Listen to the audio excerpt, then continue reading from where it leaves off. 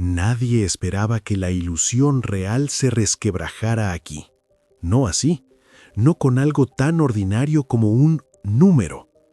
Pero en el momento en que lo hizo, todo comenzó a cambiar. La mujer que el mundo creía conocer, la actriz convertida en duquesa, la novia de cuento de hadas en una ceremonia real, podría no ser quien dice ser, o al menos no cuando dice ser. Porque detrás de los titulares, detrás de los documentales, las entrevistas y las memorias superventas, un pequeño detalle se negaba a quedarse quieto: su edad. No al estilo tablóide, no un escándalo desenterrado de las columnas de chismes. Esto no era un drama susurrado, era algo impreso, firmado, recordado por quienes la conocieron mucho antes de que las cámaras comenzaran a rodar. Algo que no solo hizo arquear las cejas, desenredó una línea de tiempo completa. Hola a todos. Antes de que profundicemos, si este tipo de análisis sobre lo que hay detrás de las historias públicas te intriga, no olvides suscribirte y activar la campanita, porque lo que viene no es una teoría más de Internet, es un rompecabezas construido con documentos, declaraciones familiares y hechos médicos que no cuadran. ¿Listos para conectar los puntos? ¡Vamos! Y todo comienza no con una filtración palaciega o una foto de paparazzi, sino con su padre, un hombre que en silencio y sin buscar atención comenzó a notar que las cosas ya no sumaban, que la versión mundial de Meghan Markle no coincidía con la niña que él crió. Mucho antes de las tiaras y los protocolos, ella era solo Meghan, su hija. Él lo recuerda todo, como la mayoría de los padres: sus fiestas de cumpleaños, las obras de teatro del colegio, las primeras audiciones, los momentos ordinarios antes de que la fama llegara y reescribiera su vida con tinta dorada.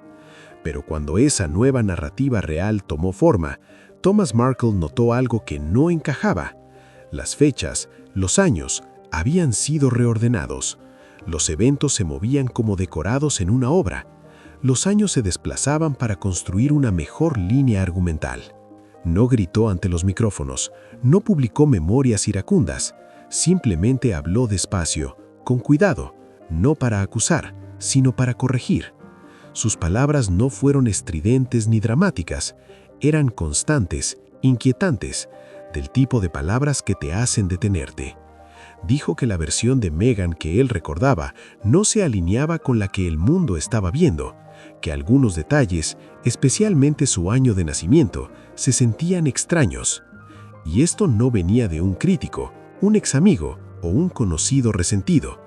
Esto venía del hombre que una vez la sostuvo de bebé, que recuerda en qué año empezó la escuela, que conservaba las fotografías, las boletas de calificaciones, los recuerdos.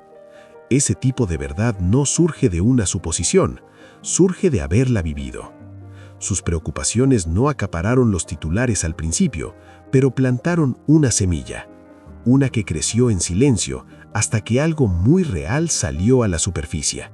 No una teoría, no un rumor, sino un registro impreso. Ampliación. La declaración de Thomas Markle no fue un acto aislado de amargura, como algunos quisieron pintarlo. En entrevistas posteriores, fue específico. Mencionó, por ejemplo, recuerdos concretos de su graduación de la escuela secundaria Immaculate Heart en 1999. Si su año de nacimiento oficial de 1981 es correcto, se habría graduado a los 18 años, la edad estándar, pero si la revista Seventeen de 1997 la lista con 21 años, entonces en 1999 tendría aproximadamente 23 años, lo que haría su graduación secundaria un evento significativamente tardío, algo que ningún padre olvidaría fácilmente y que seguramente habría generado comentarios en su momento. Esta incongruencia en la cronología educativa es fundamental, porque la educación es uno de los pilares más documentados y secuenciales de la vida de una persona.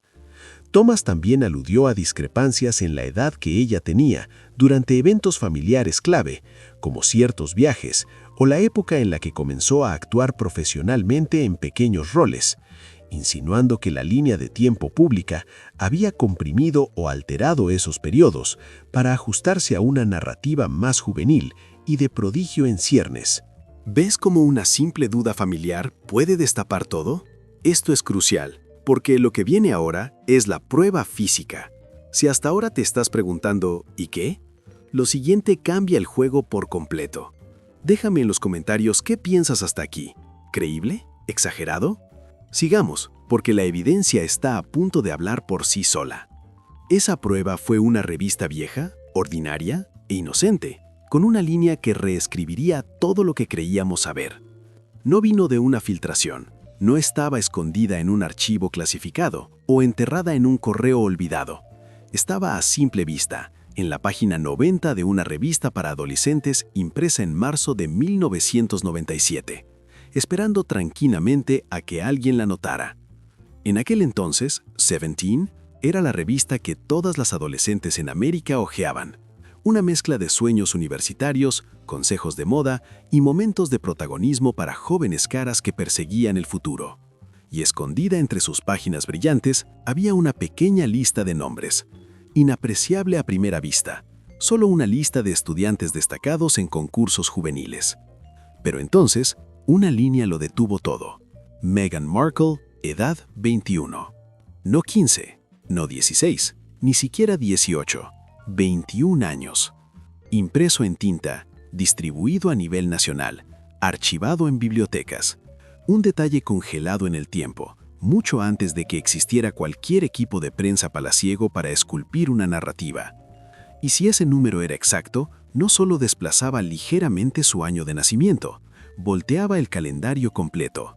Esa sola oración sugería que Meghan no nació en 1981, como el público siempre había creído, sino más cerca de 1975 o 1976, una diferencia de 6 años, una edición masiva, una reescritura silenciosa con consecuencias que se extienden por cada capítulo de su vida pública. Y si esta versión de los hechos no coincidía con lo que sucedió en esa sala de partos, ¿qué más se había editado cuidadosamente antes de que llegara al público? Ya no se trataba solo de líneas de tiempo, se trataba de protocolos, reglas, realidad médica. Una vez que el informador del hospital puso en duda la línea de tiempo de recuperación y la historia de la epidural, los expertos comenzaron a opinar y las contradicciones solo se multiplicaron. Para cuando Meghan estaba embarazada de Archie, tenía más de 35 años, lo que significaba que automáticamente habría sido etiquetada como un embarazo geriátrico.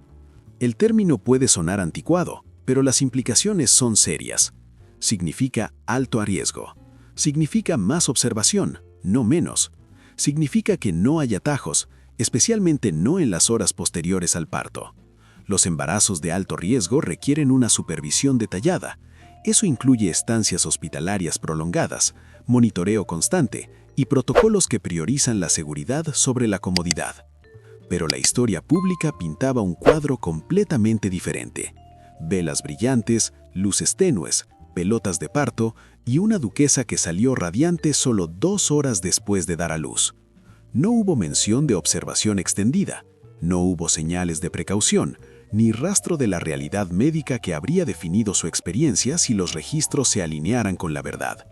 Y luego vino la omisión más alarmante de todas, la preeclampsia. El príncipe Harry la mencionó de pasada en sus memorias, pero si Meghan hubiera tenido incluso síntomas leves de preeclampsia, una condición potencialmente mortal, habría sido puesta bajo supervisión médica inmediata, no en casa con un recién nacido en tiempo récord, no rodeada de velas aromáticas y luces suaves. Le habrían administrado sulfato de magnesio, la habrían puesto bajo evaluación continua, le habrían indicado reposo, vigilándola cuidadosamente por signos de convulsiones, derrame cerebral o fallo orgánico.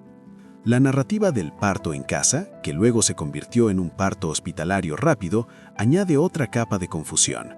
Inicialmente se sugirió fuertemente que el parto ocurriría en Frogmore Cottage, en un entorno íntimo y natural. La posterior revelación del parto en el Hospital Portland, pero con una alta ultrarrápida, parece un intento de fusionar ambas narrativas, la calidez y privacidad de un parto en casa con la seguridad y credibilidad de un centro médico, pero sin los inconvenientes temporales del último. Además, la elección del Hospital Portland era significativa. Era conocido por atender a la élite y por su discreción. pero también por seguir protocolos médicos estrictos. La afirmación del informador interno de que aquí no funciona así lleva un peso enorme, porque ataca directamente la credibilidad del relato desde dentro de la institución que supuestamente lo avalaba. También está la cuestión del certificado de nacimiento. Los certificados de nacimiento británicos, especialmente para figuras públicas, a veces pueden ser objeto de solicitudes de privacidad, pero su contenido legal es inviolable. Cualquier discrepancia entre la historia contada y los hechos registrados en ese documento sería una bomba de tiempo legal y de relaciones públicas.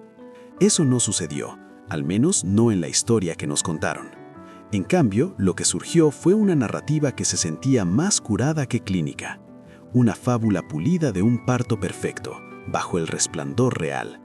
La serena duquesa, el hospital silencioso, la rápida recuperación, el feliz regreso a Frogmore Cottage. Todo sonaba atirador, pero no sonaba real. Y fue entonces cuando la gente empezó a hacerse la pregunta que nadie quería hacer. Si la historia del nacimiento no coincidía con la realidad médica, ¿qué estaba construida para proteger? ¿Era simplemente privacidad o era sobrecontrol? ¿Era solo un deseo de dignidad o la necesidad de reescribir una línea de tiempo que ya no tenía sentido? Aquí es donde ambas líneas de investigación, la de la edad y la del parto, podrían converger. Si la edad real de Meghan era mayor, un embarazo a finales de los 30 o incluso principios de los 40 conllevaría riesgos aún mayores y un escrutinio público más intenso sobre su reloj biológico. Una narrativa de un parto milagrosamente fácil y rápido contrarrestaría cualquier narrativa no deseada sobre los desafíos de un embarazo de mayor edad. Sería la culminación perfecta del cuento de hadas. No solo se casa con el príncipe, sino que también concibe y da a luz con una gracia llena, envidiables, silenciando cualquier posible crítico. 6 años pueden parecer pequeños, hasta que te das cuenta de lo que cambian. Su fecha de graduación de la escuela secundaria, su inscripción universitaria, sus primeros papeles como actriz, su edad cuando consiguió su papel de revelación en Suits, su primer encuentro con el príncipe Harry, la edad a la que se casó con la familia real. Cada hito retrasado, cada titular reencramado. Ampliación. Las implicaciones de esta diferencia de edad son sísmicas al aplicarlas a su biografía oficial. Tomemos su educación universitaria. Según su biografía pública, se graduó de la Universidad Northwestern en 2003. Con un nacimiento en 1981, la haría una graduada de 22 años, totalmente normal. Pero si nació en 1976 o 75, se habría graduado alrededor de los 27 o 28 años, una divergencia significativa de la narrativa establecida. En el mundo del espectáculo, esta diferencia es aún más crítica. Su primer papel acreditado en IMDb es un cameo en General Hospital en 2002. Con la edad oficial, tendría 21 años. Con la edad del documento de Seventeen, tendría 26 o 27 años. Una edad considerablemente más avanzada para un primer papel tan pequeño en la televisión diurna, sugiriendo un inicio de carrera más tardío de lo publicitado. Su gran oportunidad en Suits empezó en 2011. Oficialmente tenía 30 años, la edad perfecta para interpretar a una asociada junior inteligente y ambiciosa. Pero si la línea de tiempo alternativa es correcta, en 2011 tendría 35 o 36 años. Una edad donde muchas actrices ya enfrentan el obstáculo de ser consideradas mayores para ciertos roles y donde interpretar a una recién nacida en un bufete de abogados élite requeriría una mayor suspensión de incredulidad. Esta recontextualización afecta profundamente la percepción de su trayectoria como una joven actriz en ascenso en el momento de conocer a Harry. Esto no era un rumor de Internet o una teoría de YouTube. Era evidencia impresa de antes del foco, antes de la marca personal, antes de las entrevistas, y no susurraba una duda, gritaba una contradicción. De repente, la edad de Meghan no era un fecho, era un misterio. Y si su edad, algo tan básico, tan público, podía ser editado tan limpiamente, ¿qué más había sido editado antes de que llegara al público? Ya no se trataba solo de líneas de tiempo, se trataba de protocolos, reglas, realidad médica. Pero justo cuando la pregunta de la edad comenzaba a agitar las aguas en línea, algo más salió a la superficie, algo mucho más delicado, mucho más controlado, la historia del nacimiento de su primer hijo. Y esta siguiente contradicción no solo hizo arquear las cejas, desafió la lógica. En la superficie, el nacimiento de Archie parecía un momento real resplandeciente, sereno, tranquilo, hasta cinemático. Un parto en paz, velas aromáticas, música suave, 2 epidurales y una duquesa dada de alta solo 2 horas después de dar a luz. Era el tipo de historia que parecía curadamente envuelta en lazos, el final perfecto para un capítulo de cuento de hadas. Pero al mirar con más detalle, los fechos no se sostenían. El periodista de investigación Tom Bauer no gritó sus clamas, no las sensacionalizó, las presentó en silencio, solo fechos de personas que habían estado allí, de fuentes que trabajaron tras. La pregunta ya no era incómoda, era fundamental y reverberante. Si esta versión de los hechos no coincidía con lo que sucedió en esa sala de partos, ¿qué más se había evitado cuidadosamente antes de que llegara al público? De pronto, el análisis ya no orbitaba solo alrededor de fechas y aniversarios en conflicto, se adentraba en un territorio mucho más riguroso e inmutable: los protocolos médicos, las reglas hospitalarias y la cruda realidad fisiológica. Aquí, las narrativas colapsan, no frente a la especulación, sino frente a la evidencia clínica.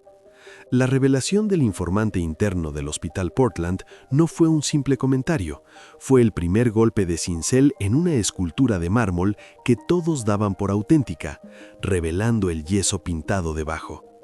Cuando ese trabajador, desde el anonimato que otorga la autoridad de quien conoce los procedimientos desde dentro, sentenció un simple «aquí no funciona así», desató una avalancha silenciosa.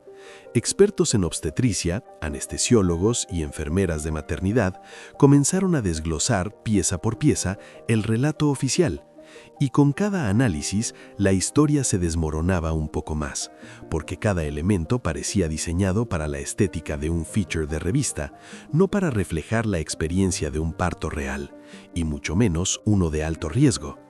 El punto de partida incontrovertible es la categorización médica. Cuando Megan quedó embarazada de Archie, tenía más de 35 años. En la terminología obstétrica, eso la colocaba automáticamente en la categoría de embarazo geriátrico o de mujer de edad materna avanzada. Lejos de ser un término peyorativo, es una clasificación clínica que activa una serie de protocolos estandarizados en cualquier sistema médico serio, especialmente en un hospital privado de élite como el Portland. ¿Qué significa esto en la práctica? No es una sugerencia, es un protocolo. Implica monitorización fetal más frecuente y exhaustiva, especialmente en las etapas finales del embarazo y durante el trabajo de parto. Mayor probabilidad de intervenciones, ya que los riesgos de complicaciones como la vistosia de hombros, la hemorragia posparto o precisamente la preeclampsia aumentan. Una supervisión postnatal inmediata más prolongada y cautelosa. El cuerpo de una mujer mayor de 35 años se recupera de un trauma físico mayor, que es lo que es un parto, de manera diferente, y los sistemas están en alerta para detectar complicaciones. En este contexto, la idea de un alta hospitalaria en 2 horas no es solo inusual, es una flagrante violación de los estándares de cuidado que un establecimiento como el Portland juraría defender. Tras un parto vaginal, incluso sin complicaciones y sin epidural, el periodo inmediato posparto, las primeras 4 o 6 horas, es crítico para monitorizar a la madre por hemorragia, estabilizar su presión arterial y asegurar la función vesical. Con una epidural se añade el tiempo necesario para que desaparezca el efecto del anestésico, recuperar la sensación y la fuerza en las piernas y descartar complicaciones como la cefalea postpunción dural. Un alta en 120 minutos no deja espacio para nada de esto. Es, en palabras de cualquier obstetra, una invitación al desastre que ningún hospital asumiría, y menos con un paciente de alto perfil. La responsabilidad legal sería colosal. Esto nos lleva al segundo pilar del relato oficial que se quiebra, la historia de las 2 epidurales. El príncipe Harry, quizá con la intención de enfatizar el apoyo a su esposa o la intensidad del proceso, utilizó esta frase, pero en medicina es una frase sin sentido. Una epidural no es una inyección puntual como un analgésico intramuscular, es un procedimiento continuo. Se inserta un catéter fino en el espacio epidural de la columna vertebral, a través del cual se administra un flujo constante de medicamento analgésico. Puede que la dosis se ajuste, se incremente o se reinicie, pero es un solo catéter, una sola línea de administración. Hablar de 2 epidurales es como hablar de 2 cirugías cuando a un paciente se le renuevan los vendajes. Revela, en el mejor de los casos, un profundo desconocimiento de términos médicos y, en el peor, la construcción de un detalle dramático que suena impresionante, pero clínicamente ficticio. Luego está el elefante en la habitación, la preeclampsia. La mención de Harry en sus memorias no fue casual, fue la inserción de un hecho médico grave en una narrativa que hasta entonces había sido de paz y control, pero esta inserción, lejos de aclarar, genera más contradicciones. La preeclampsia es una condición temida, no es un malestar pasajero, es un trastorno hipertensivo que puede conducir a la eclampsia, convulsiones, al síndrome LLLP, que destruye glóbulos rojos, eleva enzimas hepáticas y baja las plaquetas, y a la muerte de la madre y del bebé.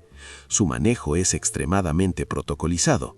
Diagnóstico: monitoreo constante de presión arterial y análisis de proteínas en orina. Tratamiento durante el parto: administración de sulfato de magnesio por vía intravenosa, un medicamento que previene las convulsiones, pero que tiene efectos secundarios significativos, sofocos intensos, debilidad muscular y visión borrosa, y requiere monitorización cardíaca y neurológica estrecha. Postparto: la vigilancia se intensifica, no se relaja. El riesgo de convulsiones persiste hasta 48 horas después del parto. Una paciente con diagnóstico de preeclampsia, incluso leve, no abandona el hospital en horas, es ingresada para observación continua. Por lo tanto, es imposible reconciliar la imagen de la duquesa saliendo caminando, radiante hacia el atardecer de Windsor, con la realidad de una paciente bajo los efectos del sulfato de magnesio, conectada a monitores, en una habitación de hospital. Una de las dos versiones es falsa, o la preeclampsia fue minimizada en extremo para ajustarse al relato del parto perfecto, o su mención fue un aditivo posterior para explicar discrepancias o añadir un matiz de dificultad superada a una historia que de otra manera parecía demasiado idílica. La fusión de narrativas, el parto en casa que no fue. Aquí la edición se vuelve casi literaria. Inicialmente se filtró y se especuló con insistencia con un parto en casa en Frogmore Cottage. Era la narrativa perfecta para la duquesa moderna, natural, íntima, alejada del circo mediático hospitalario. Cuando se reveló que el nacimiento había sido en el Hospital Portland, hubo un cambio de guión, pero en lugar de adoptar la narrativa hospitalaria estándar, se intentó una fusión quimérica. La privacidad y calidez del parto en casa con la credibilidad y seguridad del hospital, pero eliminando por completo el elemento de la estancia médica. El resultado fue ese híbrido extraño, un parto hospitalario presentado como un evento doméstico íntimo, con velas y música, y seguido de una desaparición ultrarrápida del escenario médico. Fue un intento de tener lo mejor de ambos mundos, pero que al confrontarlo con la realidad de los protocolos, dejó al descubierto la costura. La pregunta final y más incómoda es: ¿protección de qué? Si la narrativa es una construcción tan evidentemente en pugna con los hechos médicos, la motivación deja de ser la privacidad, que se podría proteger con silencio, para convertirse en control narrativo activo. ¿Pero control sobre qué? Es aquí donde las dos líneas de investigación, la de la edad y la del parto, convergen de manera potente y perturbadora. Si la edad real de Meghan Markle es significativamente mayor que la oficial, entonces su embarazo con Archie la colocaría no en la categoría de mujer mayor de 35 años, sino posiblemente en la de mujer de 40 años o más, una categoría de riesgo aún más elevada. Los escrutinios públicos y mediáticos sobre la carrera contra el reloj biológico habrían sido brutales. La presión para producir un heredero y hacerlo de manera que demostrara vigor y salud habría sido abrumadora. En este contexto, un relato de parto que enfatizara dificultades, riesgos o una estancia hospitalaria prolongada habría alimentado esa narrativa no deseada de embarazo de riesgo en edad avanzada. En cambio, ¿qué mejor manera de silenciar a los críticos y cementar el cuento de hadas con una historia de parto tan rápido, tan fácil, tan sereno y tan controlado que parecía más un retiro de bienestar que un procedimiento médico?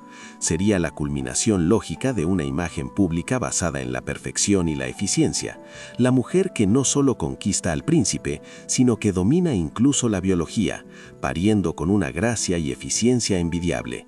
Un parto milagroso para coronar un matrimonio milagroso.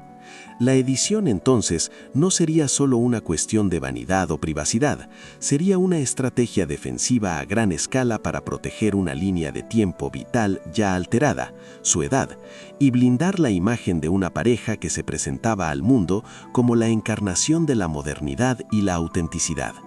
El problema es que al hacerlo, tropezaron con lo incontrovertible, la ciencia, la fisiología y los protocolos diseñados para salvar vidas. Allí donde la narrativa es maleable, la realidad médica es de hierro, y cuando chocan, es la narrativa la que siempre sale astillada, revelando en sus fracturas la ansiedad y el cálculo que intentaban ocultar. ¿Y tú qué crees? ¿Son estas coincidencias incómodas o las piezas de un rompecabezas mucho más grande? Déjame tu teoría honesta en los comentarios. Este es un espacio para analizar, no solo para creer o descartar. Si este análisis en profundidad te hizo replantearte cosas, comparte este video con alguien que disfrute de conectar puntos entre la fachada y los hechos. Y por supuesto, suscríbete si quieres más investigaciones como esta, donde no nos quedamos en el titular, sino que excavamos en lo que hay debajo. Gracias por vernos. Hasta la próxima.